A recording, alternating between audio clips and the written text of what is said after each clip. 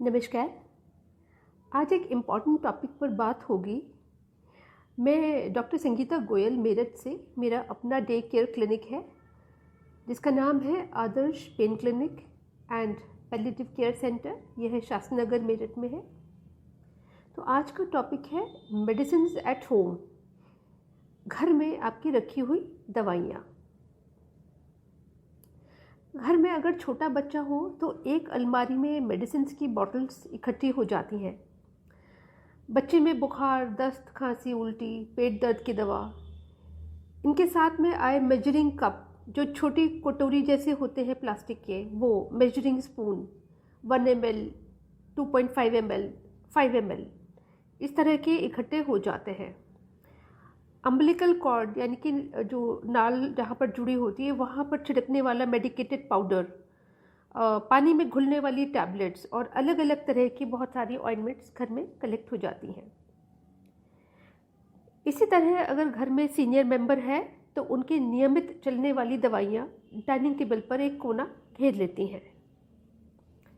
Thyroid, blood pressure, diabetes, heart की दवाई, kidney या लिवर को दुरुस्त रखने के लिए मेडिसिन, मल्टीविटामिन, कैल्शियम, नींद की गोली, एसिडिटी की दवा, बदहजमी का चूरन, eye drops, nasal drops, skin ointment, एड़ी फटने का मलहम और बहुत कुछ इकट्ठा हो जाता है।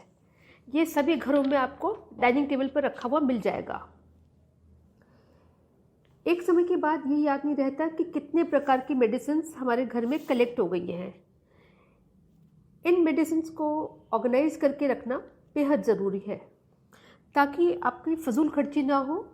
आपके पास एक मेडिसिन ऑलरेडी है और वो आपने एक्स्ट्रा ला के रख ली है, या फिर आपकी कोई ज़रूरी मेडिसिन ख़त्म हो रही है और आपको सडनली पता लगता है कि भाई आज तो सुबह की दवाई हमारे पास है ही नहीं।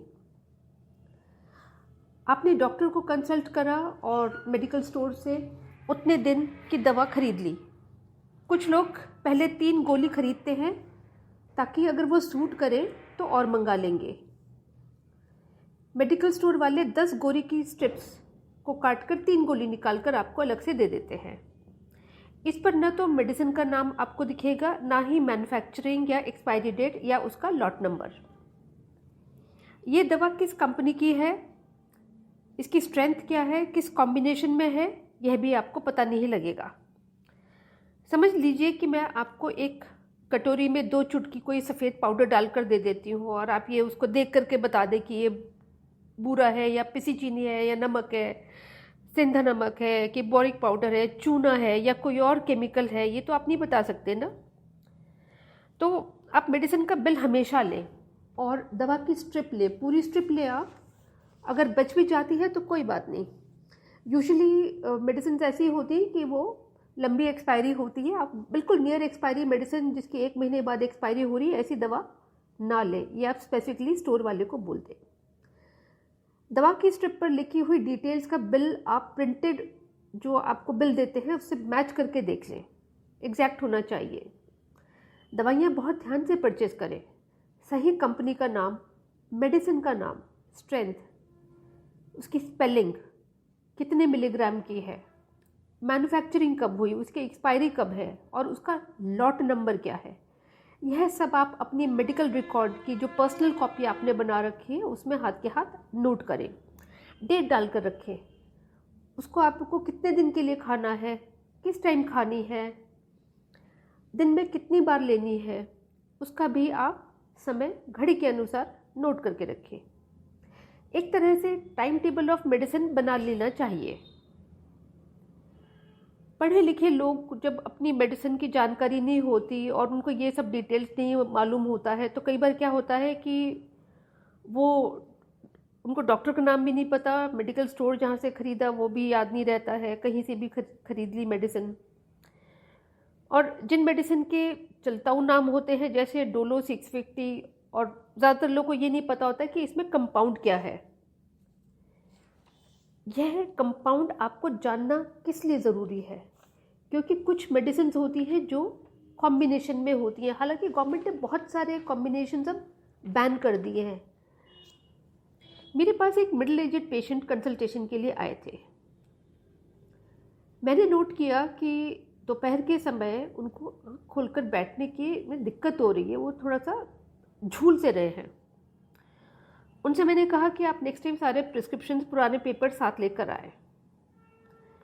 जब मैंने उनके वो पुराने प्रिस्क्रिप्शन और पेपर्स देखे तो तब समझ में आया कि क्यों उनका दिन भर सिर घूमता रहता था, क्यों वो भन्नाए से रहते थे और क्या कारण था कि वो स्कूटी नहीं चला पाते थे और रात को सो भी नहीं पाते थे। हालांकि जिस कंप्लेंट के लिए वो मेरे पास आए थे इससे इसका कोई लेना देना नहीं था, वो किसी और प्रॉब्लम से, पेन की प्रॉब्लम से आए थे। वो हार्ट पेशेंट भी थे। उन्होंने 3-4 डॉक्टर्स को कंसल्ट किया था और उन सभी डॉक्टर्स की मेडिसिन वो खा रहे थे। हर डॉक्टर के पास वो अलग समस्या से गए थे और उनमें से किसी भी डॉक्टर को ये नहीं मालूम था कि वो किसी और दूसरे डॉक्टर का लिखा हुआ प्रिस्क्रिप्शन भी ऑलरेडी खा रहे हैं। नतीजा ये हुआ कि वो 3 प्रकार की 3 टाइप्स ऑफ सिडेटिव्स मेडिसिन नींद की खा रहे थे और वो भी सुबह नाश्ते के साथ। जबकि हर डॉक्टर ने साफ साफ कैपिटल में HS लिखा था। HS मतलब जो रात में लेनी होती है, लेकिन शायद पेशेंट ने उस बात की तरफ ध्यान नहीं दिया और उनको लगा कि मैं अपना दवा का काम निपटा दूं, डॉक्टर ने ज़रूरी बोला था तो इसको मैं सुबह नाश्ते में खा लूं। और इस तरह वो ऑलमोस्ट 6 महीने से ये दवाइयाँ खा रहे थे। उन्होंने दोबारा उन डॉक्टर्स को कंसल्ट भी नहीं करा, एक डॉक्टर का पर्चा दूसरे डॉक्टर को भी नहीं दिखाया कि भाई इससे क्या मतलब उनको, और वो सभी डॉक्टर्स की टोटल मिला जुला के बहुत सारी दवाइयाँ खा रहे थे।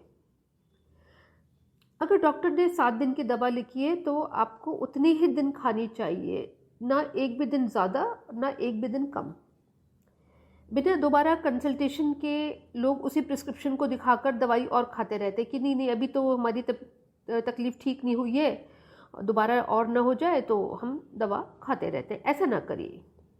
एक सज्जन साल भर से ज़्यादा समय से एक बहुत हैवी एंटीबायोटिक है उसको खा रहे थे और ऑलमोस्ट 25-30 हज़ार की वो मेडिसिन खा गए थे, क्योंकि उनको ये लगा रहे मैं दोबारा जाके क्या डॉक्टर को दिखाऊं और फीस दूं, उससे अच्छा है मैं दवा खाता रहूं।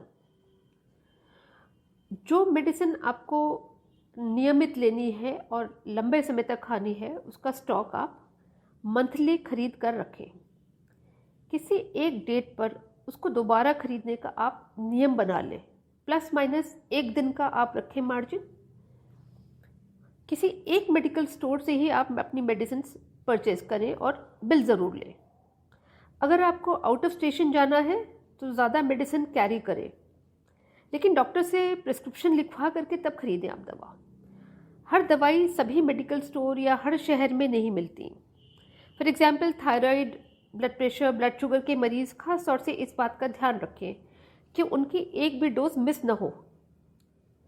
इसका आपके विल पावर से कोई लेना देना नहीं है। आपके विल पावर का दवा से किसी भी तरह का लेना देना नहीं है। यह न सोचें कि अगर 2 दिन हम दवाई नहीं लेंगे तो कुछ नहीं होगा, ऐसा नहीं है। आपकी एक एक डोज इम्पॉर्टेंट है।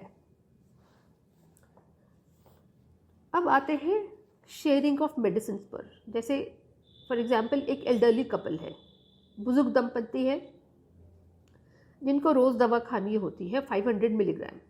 तो वो क्या करते हैं, 1 ग्राम वाली टैबलेट खरीद कर लाते हैं और सुबह उसको तोड़कर दोनों आधी आधी खा लेते हैं।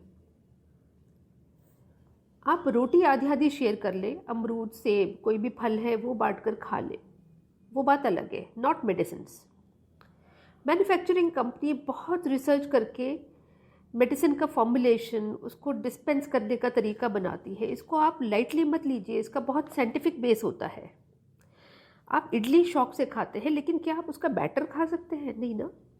टैबलेट के ऊपर एक परत होती है, शरीर में कहाँ पहुंचकर दवा रिलीज हो गई यह निर्धारित होता है। कैप्सूल और टैबलेट दोनों अलग अलग पर्पज से बनी होती हैं, दोनों एक जैसी नहीं होती हैं। तो कभी भी कैप्सूल की जगह टैबलेट और टैबलेट की जगह कैप्सूल ना खरीदें। जैसे पेपर कटर और किचन नाइफ अलग होता है, उस बात को आप ध्यान रखें। पुरानी रखी हुई दवाइयाँ जो एक्सपायर हो गई हैं आप उनको यूज़ न करें और उनको कूड़े में भी न फेंकें। एक्सपायर्ड मेडिसिन को आप कलेक्ट करके जब भी आप डॉक्टर के क्लिनिक जाएं या पास के हॉस्पिटल में जाएं तो आप वहाँ पर स्टाफ को दें ताकि वो बायोमेडिकल डिस्पोजल में उसको डिस्पोज ऑफ करे और पर्यावरण को नुकसान ना हो।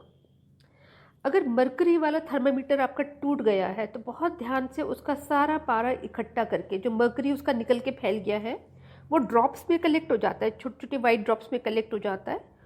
उन ड्रॉप्स को आप अगर बराबर बराबर सरकाएंगे तो वो मिलके एक जैसी बन जाती हैं।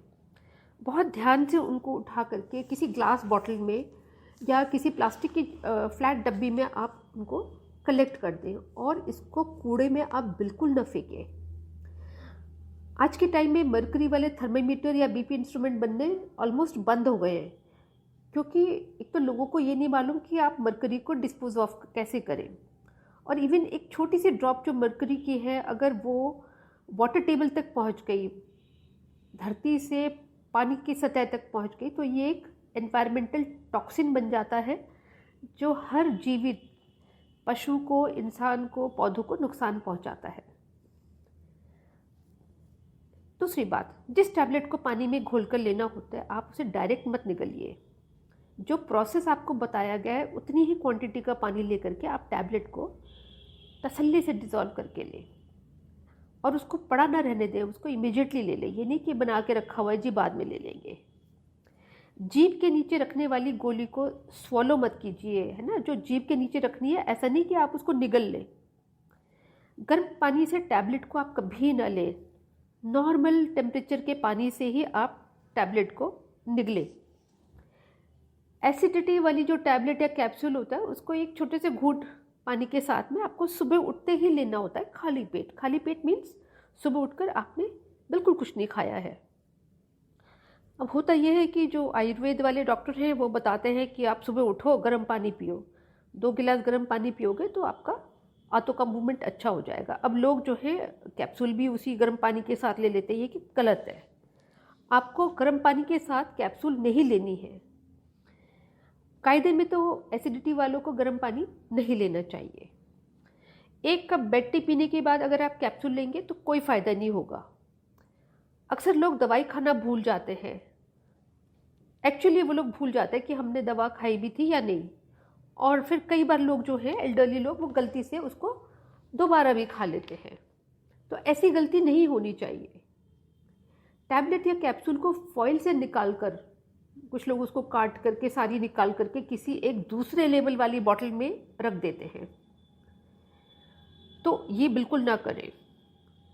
आपको जब दवाई खानी है आप तभी ध्यान से फॉइल पर नाम पढ़कर 1 बाय 1, अगर आपको 4 मेडिसिन खानी है तो आप 1 बाय 1 एक सीक्वेंस बना के रखें और उनको एक कटोरी में निकाल लें और फिर खाएं। आप अपनी मेडिसिन की जिम्मेदारी आपको खुद लेनी है। आप किसी दूसरे से के हाथ से, जो दवाई लेने का सिस्टम है कि कोई ला करके आपके हाथ पे हथेली पे रख देगा फिर आप उसको पिएंगे, ऐसा ना करें। आप अपना दवाइयों का जिम्मेदारी खुद लें।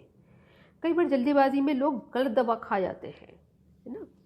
तो बार बार एक तो ये ना कहें कि क्या हमको ये दवा सारी ज़िंदगी खानी पड़ेगी, हम तो थक गए।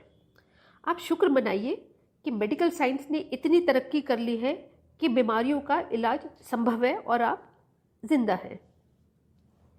इंसुलिन की डिस्कवरी से पहले डायबिटीज़ एक घातक रोग था और लोग लंबे समय तक बच नहीं पाते थे।